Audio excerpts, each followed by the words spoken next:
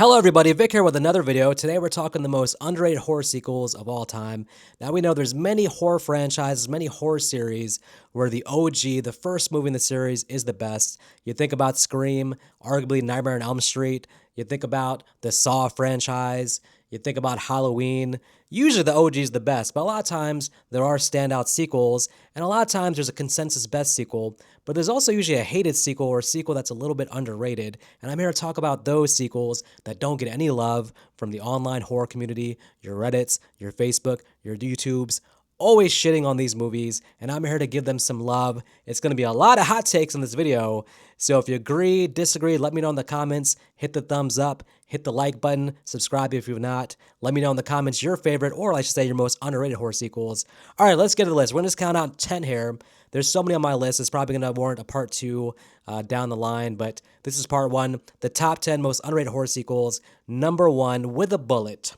Pizza Face himself, Freddy Krueger's Last Stand, also known as Freddy's Dead. What a name for a horror sequel, Freddy's Dead. You're calling out right there. I mean, Freddy's alive in the movie, so Freddy's Dead, indicating that it's the last movie in the franchise, which it wasn't because 2 years later, or 3 years later, we'd have Wes Craven's New Nightmare. But in a way, it's kind of the last. It feels like the end of an era, the end of the original Nightmare on Elm Street franchise. You can say that, Freddy vs. Jason was kind of a part of the Nightmare on Elm Street franchise, but this feels like the end of the original Freddy era. Now listen, I can hear all the complaints and snickers already. You're thinking at home, how the hell is Vic saying that Freddy's Dead is underrated? Well, I've long beat the beat of this drum that Freddy's Dead is actually not as bad as you've been told by the entire online world. When I was a kid watching Freddy's Dead, my mom had rented it from the video store. We watched as a family. I was about young lad, maybe about 7, 8 years old. And I gotta say, I liked it as a kid. I thought it was fun. It was one of the first Nightmare movies that I saw. And then as an adult, had the same rewatchability, the same fun factor, and go online and find out it's considered one of the worst damn horror sequels that anybody's ever seen. And I've seen all the bad review videos. I've seen everybody talk about what they don't like about it. But I've never been convinced that the movie is not redeemable with some solid value. Now, what do I like about it? Well, quite simply, I very early on think the movie lets you know that this is a jump the shark, full-blown comedy, farcical parody. We're going there. We're going full-blown into comedy. Either accept that and jump on the boat, or don't accept that and you're going to hate the whole movie. I get that really in the opening scene with Freddy on the broomstick. I'm like, okay, they're going there. I know what to expect now. Adjust my expectations. I'm not getting dark Freddy. I'm not getting the OG Elm Street Freddy. I'm getting comical, goofy Freddy to the 25th power. And I'm just on board with it. I don't mind. I find funny Freddy to be fun. I know everybody, it's very popular just to be like, yes, we love dark Freddy, serious Freddy, but even the first Elm Street movie, there's some comical Freddy moments. So I feel like I'm maybe alone in the boat that doesn't mind funny Freddy. And I think this movie has solid kills. Nice hearing from you, Carlos. Great kill. Freddy, killing Spencer in the video game, beating him over the head, video game Freddy. You forgot the power glove. I like all that stuff. I'm on board with all those things.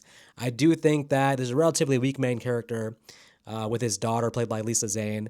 And I do think that the doctor, knowing so much about Freddy and dreams, and there's no reason he should have that much information.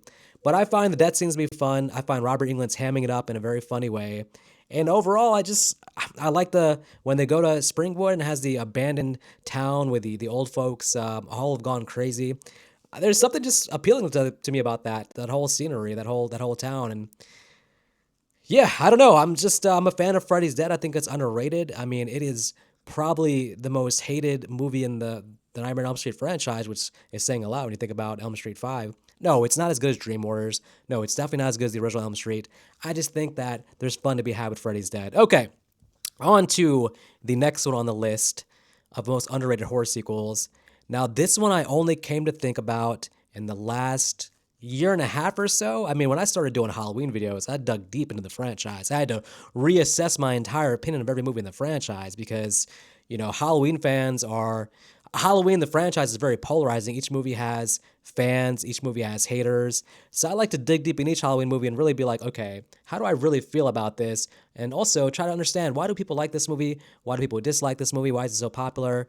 And, coming to my next pick, which is Halloween 5, I remembered always hating it. I mean, we did a podcast. Me and Nick did a podcast a couple years ago where we completely shit on Halloween Five, and that's in the archives. There are full podcasts about Halloween Five, but you'll see. Also, I made a video about Halloween Five where I start to come around a little bit to the good about it. Really watching it, focusing, paying attention.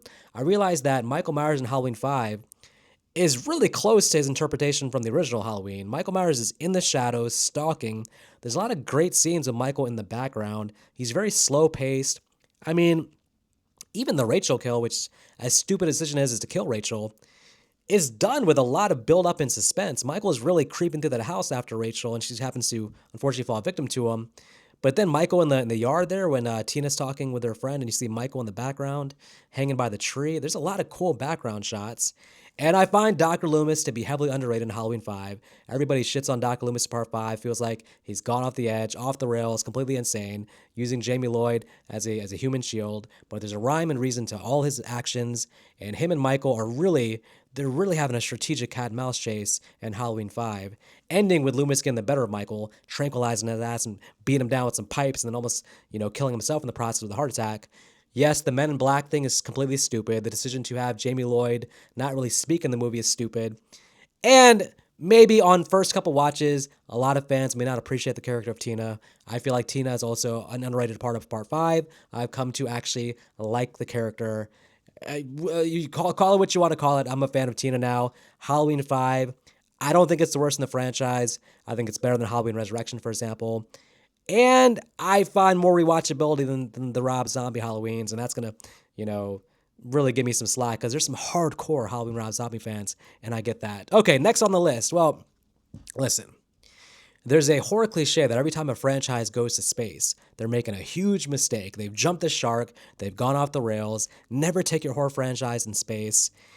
And I believe that growing up, I was like, yes, it's really stupid. And if a horror slasher ends up in space, this makes no sense. You run out of ideas, and this is going to be a terrible, horrible alien ripoff. And yes, most of them do end up being aliens ripoffs. I mean, the story for the horror slashers in space typically is just Marines on a ship hunting our slasher. There's a lot of inspiration from aliens in all these movies, but I mean, listen, I haven't seen Hellraiser in space. I'm not going to comment on that. But Jason X is a wonderful horror movie in space. It's a fun movie, one of the best Friday movies to watch with a group of people. Fun one-liners. You got Uber Jason, a lot of cool scenery. Jason X is fantastic, but that's not the one I'm talking about here for my list. On my list here, clear with a bullet, controversial, hot take. Nobody likes this movie except me. Leprechaun in space. Damn it, the little green man does a good job with his movie in space. And listen, I'm a fan of Leprechaun wherever he goes. I like when he goes to Las Vegas, when he goes to the hood, when for whatever reason he goes back to the hood. But Leprechaun in space, part 4 in the Leprechaun franchise, it deserves a reassessment, a second watch. Tell me you can't just have fun with the leprechaun pulling out a damn lightsaber, a damn green lightsaber, or the leprechaun pulling out a gun and just firing back at the Marines. I mean, I know it's low budget, it's stupid, but I got love for Leprechaun in Space. I got love for all Leprechaun movies, but I do have a soft spot for Leprechaun in Space. So that's here on the underrated horror movie list. Moving on now to the Child's Play franchise. And you know what? I'm going to come out and say Child's Play 3 is a very underrated sequel. Growing up watching Child's Play 2, Child's Play 3, Bride of Chucky, I did feel like all the rest of them were better than Child's Play 3, but I never really thought Child's Play 3 was bad. But as an adult watching it, I don't know. I find a lot of good things about it. I find that Andy Barclay is pretty fleshed out as a teenage character now, and he does carry all the trauma from his child into his acting, his character here as a teen, more so than I originally thought. Lucinda, I think her name is Lucinda, but there's a great supporting cast with a pretty good human villain. I don't like Tyler the Kid, but I like Andy Barclay's roommate and sacrificed himself, throw himself on the damn grenade, which maybe was too much of a sacrifice. Didn't really do all that. I like the whole end sequence with the carnival having, for some reason, the best damn, most big budget haunted house in the history of haunted houses with this little small carnival in the woods. Damn special effects on that last haunted ride. Goodness gracious, I'd love to have that around my house. It's just a fun sequel. I think it's maybe not as good as Child's Play 2 and not as good as Bride of Chucky, but I do think it's better than both Curse of Chucky and Cult of Chucky. And I don't know. I think Child's Play 3 deserves more love. It's never talked about, never had on anybody's list, but I have a lot of love for Child's Play 3. Moving on to Sleepaway Camp 3. Now, Sleepaway Camp 3, I think doesn't get talked about a lot because people mostly associate that franchise with the original Sleepaway Camp with that creepy ass ending, let's just call it that. But Sleepaway Camp 2 is a lot of fun. You have Bruce Springsteen's sister has taken over, our main role here, killer role, and she does a great job in Sleepaway Camp 2. A lot of fun death scenes, a lot of cool stalking sequences, and I think Sleepaway Camp 3, which comes out like a year later after that, and it's kind of just more of the same with her back at the camp with a new cast of characters, killing them in sort of creative ways. Doesn't get talked about a lot, but if you like part 2, you're almost guaranteed to like part 3. I've seen some reviews where people that were talking about the drop off between 2 and 3. I really don't see the drop off. I really see that part 2 and 3 kind of go together like, peanut butter and peanut butter. It's like two straight peanut butter sandwiches. If you liked one and you're in the mood for more peanut butter, you'll probably like the second sandwich as well if you're still hungry. So you can watch these movies back to back. I guarantee you'll have a good time watching Sleepaway Camp 2 and Sleepaway Camp 3. And they go together better than including the first one. The first one is so radically different from part 2 and 3 that it's almost like a whole damn different franchise once you get to part 2. So yes, Sleepaway Camp 3 I think deserves more love. It's a fun 90-minute slasher. All right, moving on. This one I don't know if it's underrated. I mean, it's on my list, but it's Slumber Party Massacre 2. Part 2. I think everybody in the horror genre loves the original Slumber Party Massacre. But maybe not everybody has seen part 2. Now, part 2 is batshit crazy. You have a singing musical killer, a fake Elvis killer with the guitar, comes basically into the movie halfway through, and once he does, all shit hits the fan. You have the most bonkers, crazy bonanza of a slasher sequel that I've seen in a long time. I mean, when I went to buy the 4K of Slumber Party Massacre, I was happy to find part 2 was in 4K as well, and I bought the 2-pack, and I'm super happy with that purchase. I think that Slumber Party Massacre 2, it doesn't try to replicate the first one. It's doing something completely different, and I think by doing that, it does a good disservice because it becomes a memorable slasher in its own right. That one, I would say, if you haven't seen that, sit down and give that a watch for sure. Okay, next up is The Stepfather Part 2. I'm a huge fan of the original Stepfather. Terry O'Quinn, who you may know from the TV show Lost, plays an amazing villain in these two horror films, Stepfather, Stepfather 2. I mean, if he would have kept coming back, he could have kept going to part 3, part 4. Nice guy, would be nice guy, really pretend psychopath, Jerry Blake. You've probably seen the first one. If you haven't, cut the video off right now and just go watch the original Stepfather. It's a great 80s slasher with fantastic acting, solid characters. Part 2, which did actually come to theaters, but does feel like a direct-to-video entry. You have a young Jonathan Brandis. You got Meg Foster, I believe is her name. She's the lady with the crazy eyes from They Live. She does a good job here. But the main thing here is you have Terry O'Quinn back as Jerry Blake and doing more of the same, pretty much the same storyline repeated from the original Stepfather. No, not as good. Definitely a drop off. You just rinse and repeat. Not anything original to it per se, but again, the same way I talk about Sleepaway Camp 2 and Sleepaway Camp 3, if you like the original Stepfather, you can have a great double feature with Stepfather 2. Just watch them back to back. You'll have a fun 3 hours with a great double whammy performance from Terry O'Quinn as Jerry Blake. So, highly recommend Stepfather 2. Okay, moving on now to Scream 4, which famously my podcast partner Nick Arcana hates Scream 4, swears that Scream 3 is a better movie. I completely disagree. I think Scream 4 is ahead of its time. I think Scream 4 has a genius motivation by the killer, especially for 2011. I mean, back then you were just starting to get into the peak of like social media and how that affects people, and the idea of the killer in Scream 4 saying, I don't want fans, I want followers. I just think it's a genius motivation. It's the last hurrah for Wes Craven. You have the '03 Big Three cast back. You have some pretty good newcomers. You got Kirby, who was so good here that they had to bring her back years later. And I think Jill is a great villain, especially the whole thing where she's beating the shit out of herself at the end. I think it's a great reveal. I just like Scream 4 a lot, and I think that, in the Scream franchise, they're all considered good movies. So it's hard to say it's like a super, super underrated sequel. But I feel like for me, it's better than Scream 5. It's better than Scream 6, better than Scream 3.